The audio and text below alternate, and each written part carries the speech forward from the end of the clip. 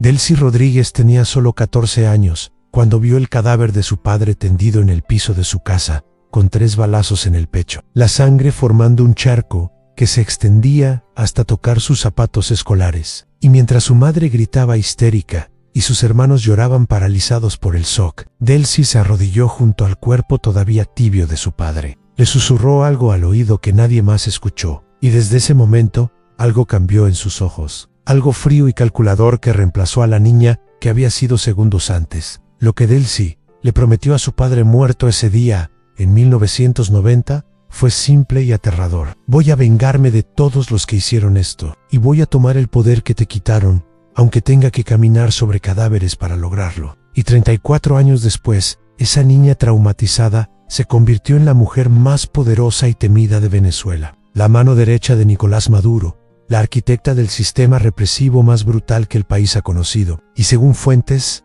dentro del régimen, la persona que realmente controla Venezuela mientras Maduro es solo la cara pública. Pero lo que nadie te ha contado es cómo exactamente Delcy pasó de ser víctima a convertirse en algo mucho peor que aquellos que asesinaron a su padre, y que tiene que ver esa venganza de adolescente con las miles de personas que han desaparecido, sido torturadas o asesinadas bajo el régimen actual.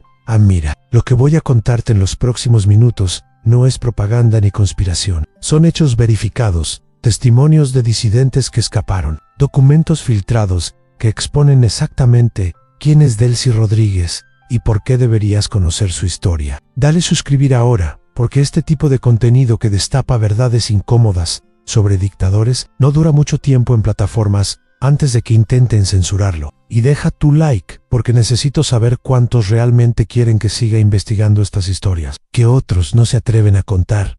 Jorge Rodríguez, el padre de Delcy, no era un hombre ordinario en la Venezuela de los años 80 y 90. Era un guerrillero legendario del movimiento de izquierda revolucionaria, un hombre que había peleado en las montañas contra gobiernos que consideraba opresores, que había sido torturado en prisión y salido aún más radicalizado, que creía genuinamente que la violencia era el único camino hacia la justicia social, y crió a sus hijos, especialmente a Delcy, con esa mentalidad de guerra permanente, con la idea de que el mundo se dividía entre opresores y oprimidos, entre enemigos y aliados, sin matices intermedios. Delcy creció escuchando historias de torturas que su padre había sufrido, viendo las cicatrices físicas en su cuerpo, internalizando un odio profundo hacia el sistema que su padre le enseñó a despreciar desde que tenía memoria. Entonces, cuando ese sistema finalmente mató a su padre, en julio de 1990, en circunstancias que oficialmente fueron reportadas como enfrentamiento con fuerzas de seguridad, pero que la familia siempre supo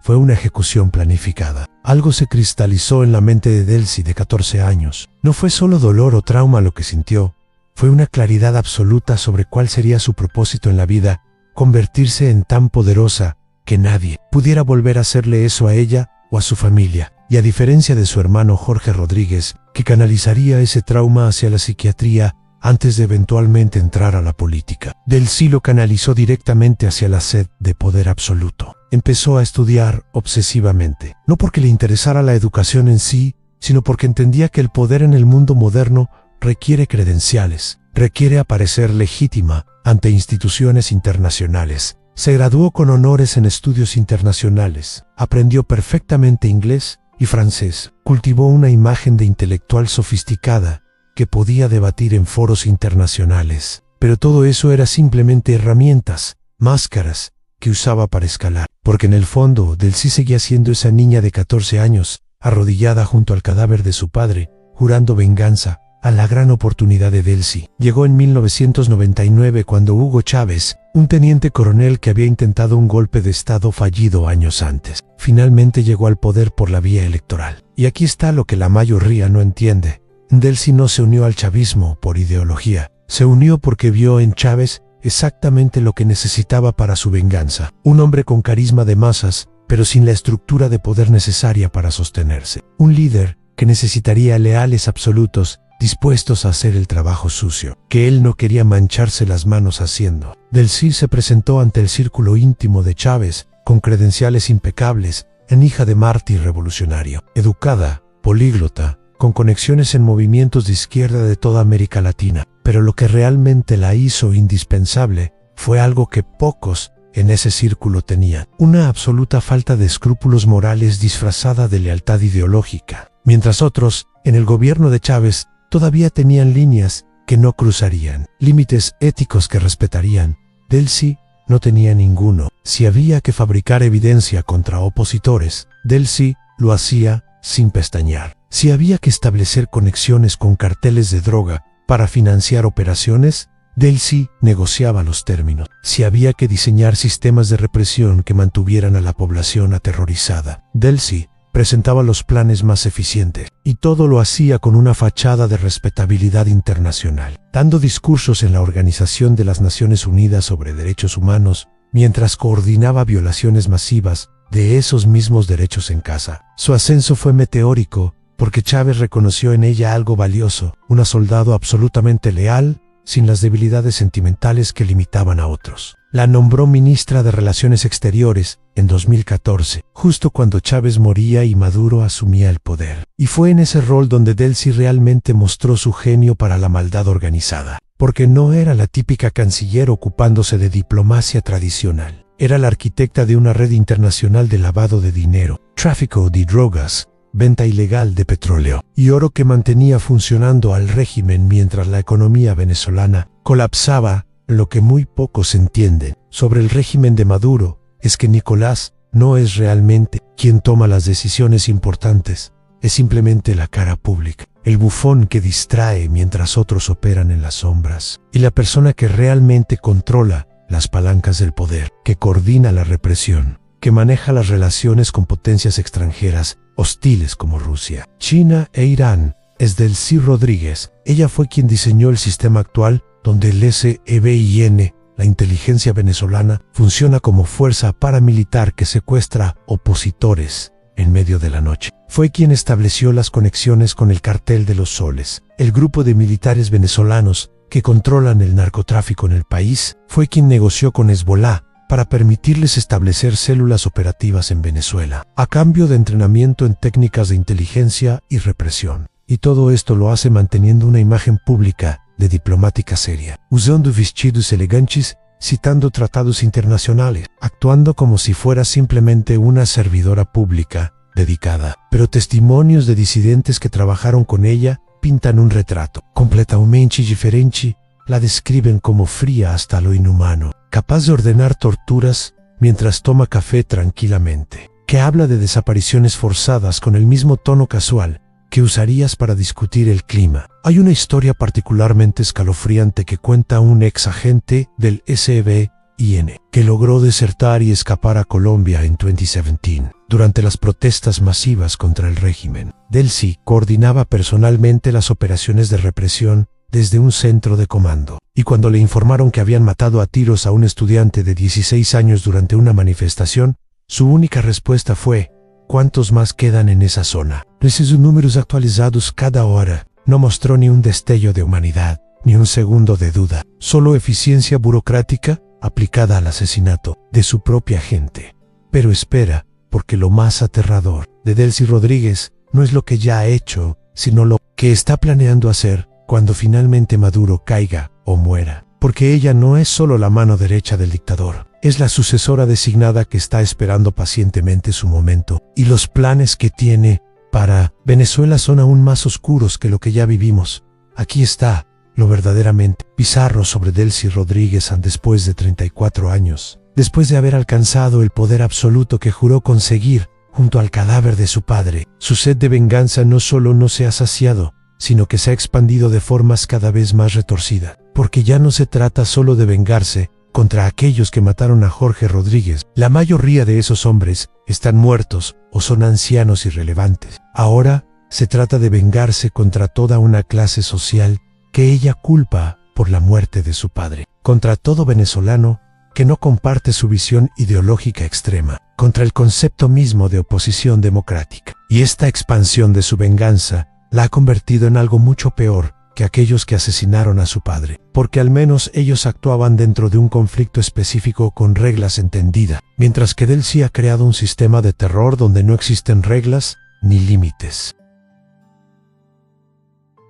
pero la realidad es que se ha convertido exactamente en lo que supuestamente combatía, una opresora que usa violencia estatal contra población civil, que niega derechos humanos básicos, que convierte disidencia en sentencia de muerte. Es la tragedia clásica de venganza. La víctima se convierte en villano, el abusado se convierte en abusador, el ciclo de violencia perpetuándose sin fin. Y Delcy parece completamente incapaz de ver esta ironía, completamente ciega al hecho de que traicionó todo por lo que su padre supuestamente luchaba, según fuentes dentro del régimen que han logrado filtrar información a organizaciones internacionales. Delcy Rodríguez ya tiene planes detallados para cuando asuma formalmente el poder máximo en Venezuela, y esos planes son absolutamente aterradores en su alcance. Primero, planea purgar completamente las Fuerzas Armadas de cualquier elemento que no sea leal a ella personalmente, reemplazándolos con militares entrenados directamente por Rusia y Cuba